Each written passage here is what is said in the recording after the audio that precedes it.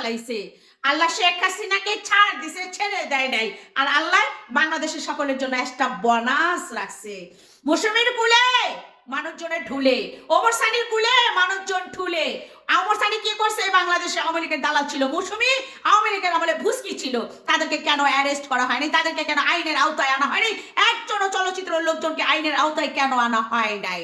এই জবাব দিতে হবে বাংলা। মৌসুমীকে এবং বাবুয়া ওমর সানিকে এখন পর্যন্ত এফবিসি থেকে আইনের আওতায় তাদেরকে কেন আনা হয় না? বাংলাদেশের মানুষে অহরে রহরে বিভিন্ন রকমের মামলা মোকদ্দমা এক একজনের নামে কইরা যাইতেছেন, কিন্তু আপনারা কি মৌসুমী ওমর সানিরে চোখে দেখেন না? আপনারা কি ভণ্ড প্রতারক লুচ্চা জাহেদ খানকে চোখে দেখেন না? আপনারা এই আওয়ামী লীগের যে মোচক দাদা ছিল, যারা শেল্টার দাদা ছিল, এফবিসিটার একটা নিষিদ্ধ পল্লী বানায় লাইছে, তাদেরকে আপনারা চোখে দেখেন না? এফবিসির ভিতরে যারা মনে করেন দ্বিতীয় একটা টান বাজার বানাই ফেলছে, তাদেরকে আপনারা চোখে দেখেন না? তাদেরকে আপনারা চোখে দেখবেন কি করে? আপনাদের চোখে সানি পড়ছে না? আপনাদের চোখে সানি পড়ছে। যে মৌসুমী এই বাংলার জমিনে বলছে যে শেখ হাসিনার মতো নেত্রী বারবার দরকার, যে বাউয়া ওমর সানি বলছে যে শেখ হাসিনার মতো মানুষ দরকার, ঢাকা 10-এর 10, ঢাকা 10-এর 10 ফেরদু চোট্টাই বলছিল, সেই চোট্টাই কই? আজকে এক একটা চুট্টির আবার দেখি যে এফবিসি তো বুইরা বাড়ায়। কবির মৃত্যু মারা গেছে, সেখানে দেখি এক এক চুট্টির আসছে। অঞ্জনা মারা গেছে, এক এক চোট্টা চুট্টির আসছে। তারা কেন এখন পর্যন্ত আইনের আওতায় আসে নাই? তারা বাংলাদেশের সেলিব্রিটি এই কারণে।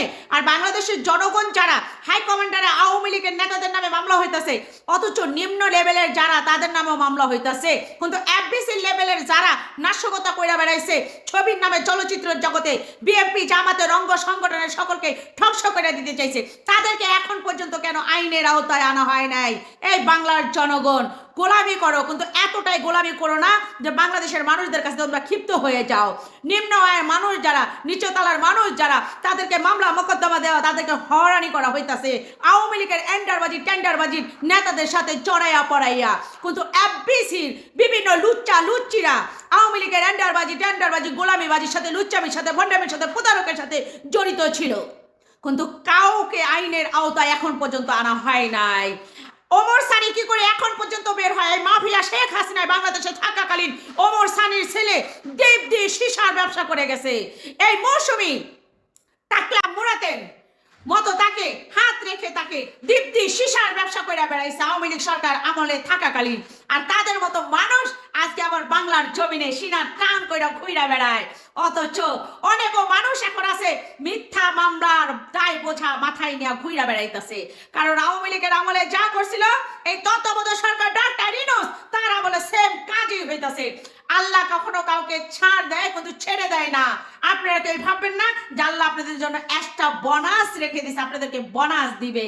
কারণ আপনারা আওয়ামী লীগ যে কাজ করছিল, যে এফবিসিকে রণমঞ্চল করে দেহ ব্যবসার অন্যতম একটা মাস্টার মাইন্ড ছিল এফবিসি, আর সেটাও ডক্টর ইউনূসের আমলও এফবিসিটাকে সেরকমই পতিতালয় ভরে গেছে, কিন্তু কাউকে এই পর্যন্ত অ্যারেস্ট করা হয় নাই।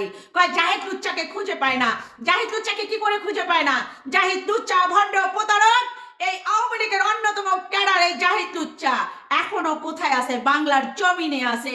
টিয়া পাখি জয়ের সাথে আই চ্যানেলে অহরে রহরে সাক্ষাৎকার দিয়া যাইতাছে।